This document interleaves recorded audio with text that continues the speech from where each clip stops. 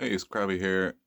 Something a bit different today. I recently bought this batch of Lucky Bag of hardwood lengths, and I thought it would be a nice little project to make wooden end cheeks for my RD-8.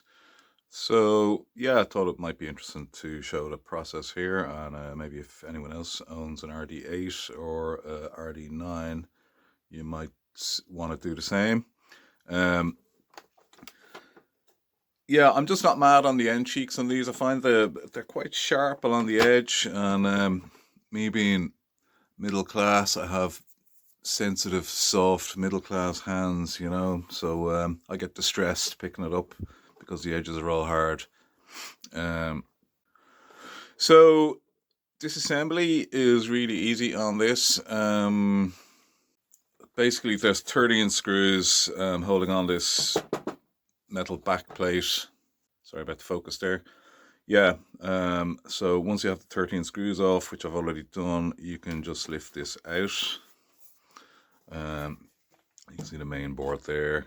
And then there are three screws holding on. This is the in-out board, and also the cable holder screw at the back actually acts as it's actually attached to the in-out board as well, so that needs to come off as well.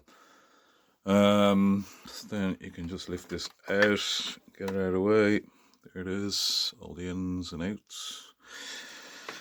And then, so the side cheeks then are attached on with 4 screws. And they also have these kind of divots that fit over small little pillars, or I don't know what you call them, basically extrusions, maybe. Anyway, I guess they're just there to add a little bit of additional stability when the end cheeks are on, so they won't jog around too much. So yeah, pretty straightforward disassembly, and obviously you can take out the main board as well. I've seen people changing around the order of the step sequencer buttons so that they more closely match the original 808 pattern. But I'm not going to bother with that today. I might do it at a later stage. But yeah, so what I'm thinking of doing is I have a nice piece of light maple, I think this is, that I got. It's quite dense, so this is going to add a lot to the weight of the unit, but that's not necessarily a bad thing. And I just think the light will contrast well with the overall pretty dark color scheme of the RD-8. Yeah, so I don't have a bandsaw, so I am going to have to hand cut basically the profile of the end cheeks, so that's going to be tricky. And obviously, this being hardwood, it's hard wood to cut. Haha. The other thing then is the screws. So the screws on the side cheek are quite small. They're very narrow. So I think what I'll need to do is replace these with more beefier screws that will support the weight, and obviously longer as well, because these are only, I think they're just under a centimeter long, maybe. So what I've done is, and they also have this kind of flare at the top, which obviously acts as a bit more of an anchor against the plastic of the main body. So what I've done is I have purchased some thicker screws that I'm going to use. These here, I went down to the shop and a hardware store, and it's in bloody inches, and it's like, what fucking century are we living in? Like, I mean, anyway, just a gripe. I guess, look at if you're watching this from America or the UK, you're kind of, oh yeah, you'll know exactly what 5/8 of an inch is. But it's meaningless to me in terms of millimeters. Anyway, they looked just about right, and I've measured them, and they should do the trick. See, they've got a nice broad head on them, also just a kind of beefier body, and they're a little bit longer as well. So they should give a good bit of bite into the hardwood. They will be offset by maybe about 3 millimeters with the there, but they'll be offset maybe a couple of mil. So should come in just over halfway into the depth of the maple, I think. And I also bought some assorted washers as well, so I will have a washer set up against the head of the screws as well, just so that the plastic of the body doesn't get damaged or cracked. So that will add a little bit more offset as well in terms of the depth. Yeah, so that's the plan. So next up, what I'm going to have to do is mark off the wood and then start cutting it.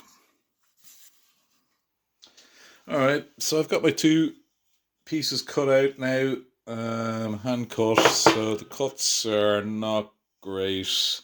I was using a miter saw to cut them, so yeah, just a little bit of a kind of a curve going on one side of them, but yeah, they're okay, you know, far from perfect, but I think they'll do. And obviously I'm going to sand them down and just round them off a bit. But the tricky bit is going to be cutting in or drilling in these recesses for the kind of plastic posts that stick out the side of the main body of the RD-8.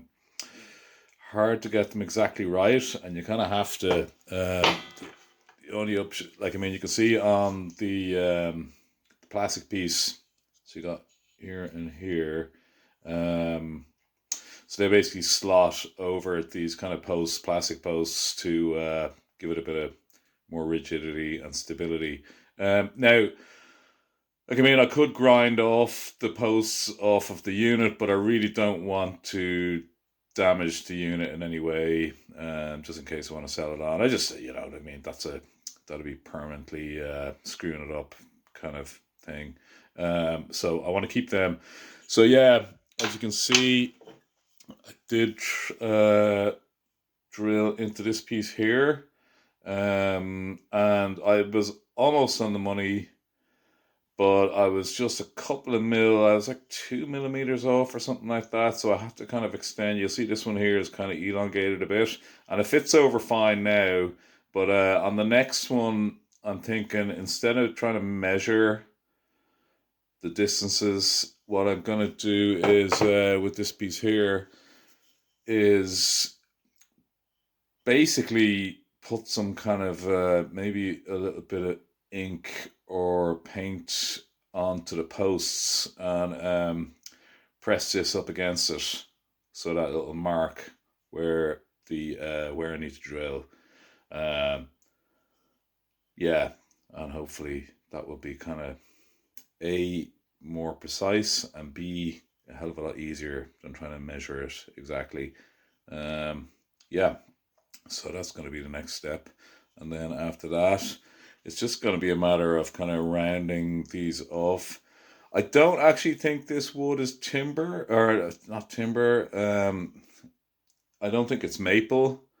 I have more maple here, and I just held it up and compared it. So it's definitely a hardwood. It's very dense, and you can see it's got this lovely, you know, lovely look to it.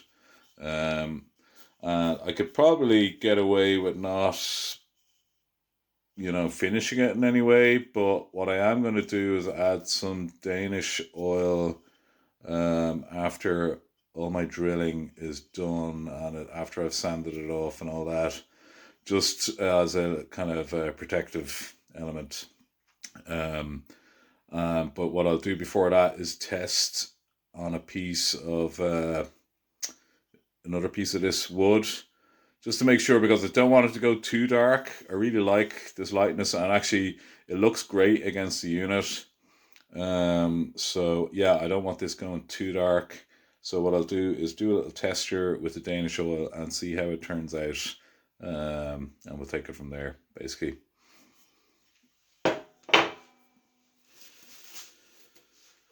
All right, so I've got a little offcut of the hardwood that I'm using. Yeah, I'm not 100% what wood it is. Like I said, I don't think it's maple. Yeah, don't know. Could be ash, maybe.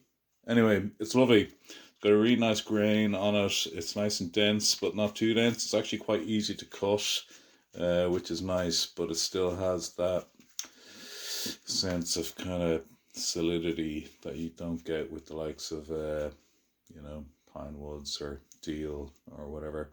Anyway, so I'm just going to do a little test of how the Danish oil works out with this. So I've got my Danish oil here. It's the old standard, but yeah. If you're not familiar with using this stuff, it absolutely stinks to high heavens. So make sure if you're using it to use it in a well ventilated area, whatever. So I'm just going to give it a little touch.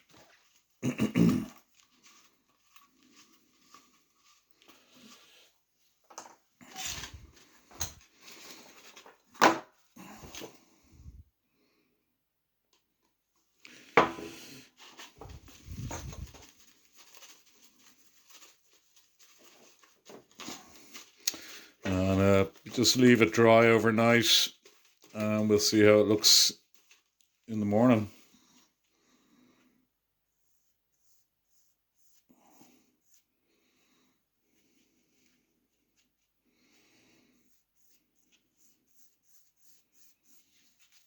Put the lid back on that.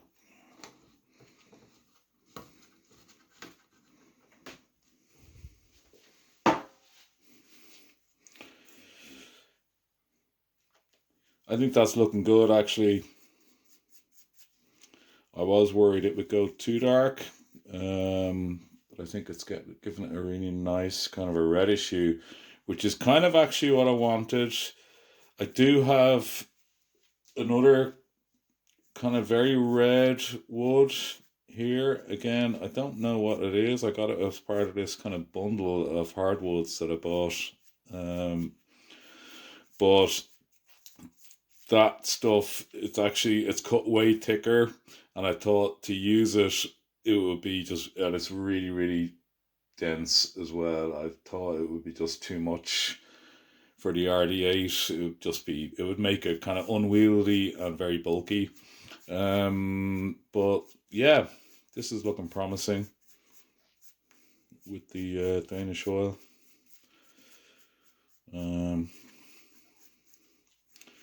And normally you wait for this stuff to dry, and it kind of turns into like a waxy kind of a substance. And then you'd give it another couple of coats, probably like 4 or 5 coats over the course of a couple of days. But the initial coat is always a good indicator of what color and how dark it's going to go. Additional coats are really kind of protective more than anything else, rather than changing how it looks. Once the first coat goes on, that's kind of a good indicator of how it'll look with additional coats on it.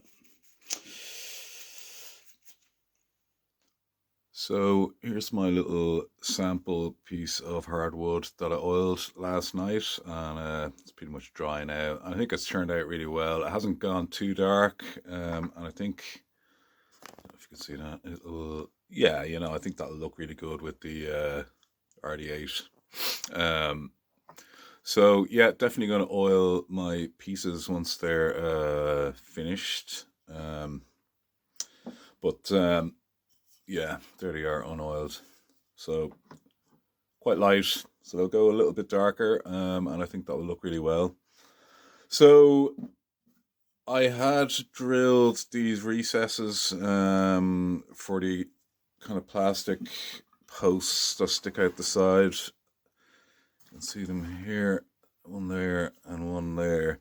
And unfortunately, I drilled them in slightly the wrong spot. They're a little bit too back and too high up, I think.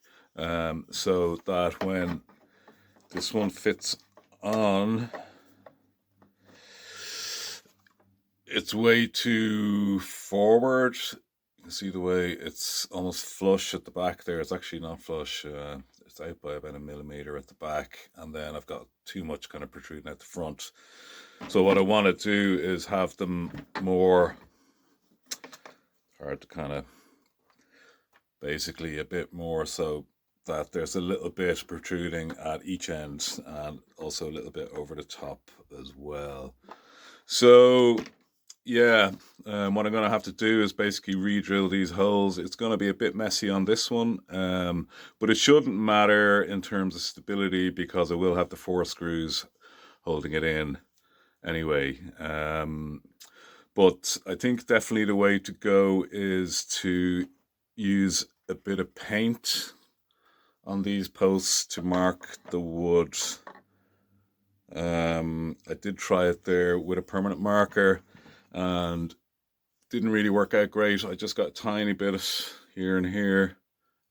So I think just a dab of paint should do the trick.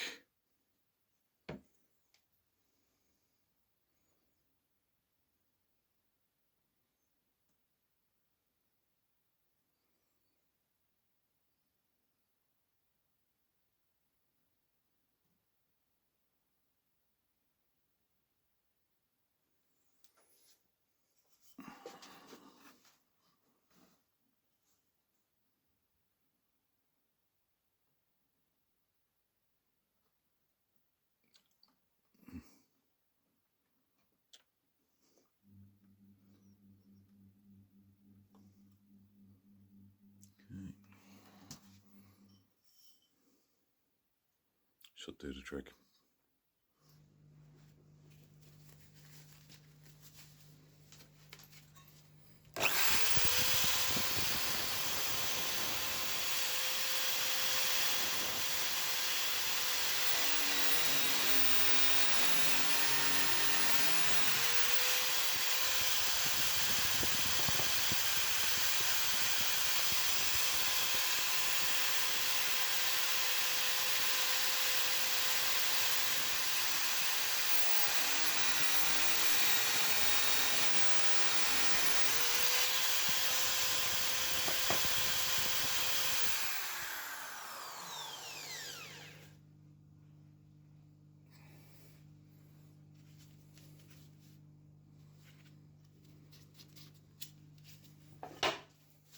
Okay, so after much fucking around at the drill now, I kind of found that I had to give a good bit of play in these recesses to be able to kind of position these to the way I want them. But I've got them kind of pretty okay now. So got a little bit coming forward there. Likewise there, they're not exactly equal on the bottom. Now I know this one here is slightly bigger, but that's okay because the rubber feet on the unit keep this, they're the real base of it, if that makes sense. So yeah, looking okay, but if I was to do this again, I don't have a mill. If I did have a mill, I would probably just mill out a big area here and here so that you can play around with it. Obviously making sure to leave enough space for the screws to go in. That's something to keep an eye on. But yeah, or the alternative is to just be really, really precise with your when you're measuring up, that you get it right. So the next thing now is just marking the screw holes, screw guides, and then drilling those holes. Then I'm just going to give them a bit more sanding just to finish them off. I want to round the edges a bit more, and then oil them. Yeah, that'll be it. So I'm just going to mark the guide holes for the screws now. So you do need to pop out the in-out board to get to the last one here.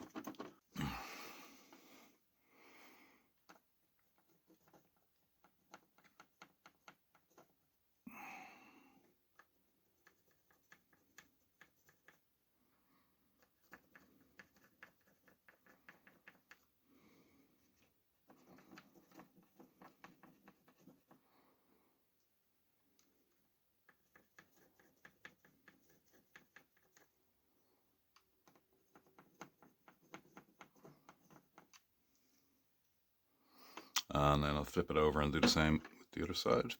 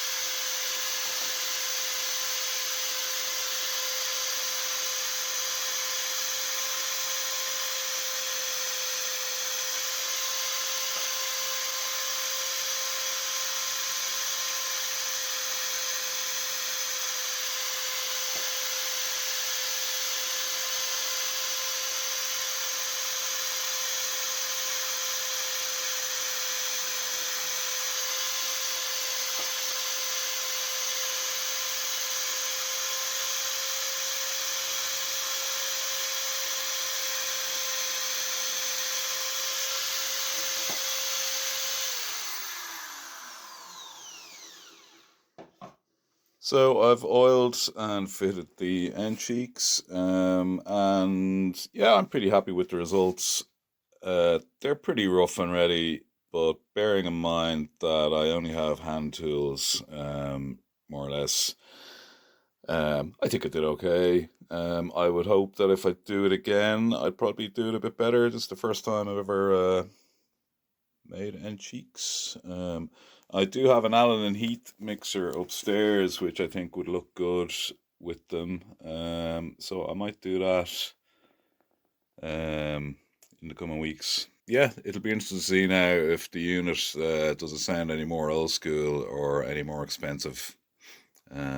So might go and have a bit of a jam.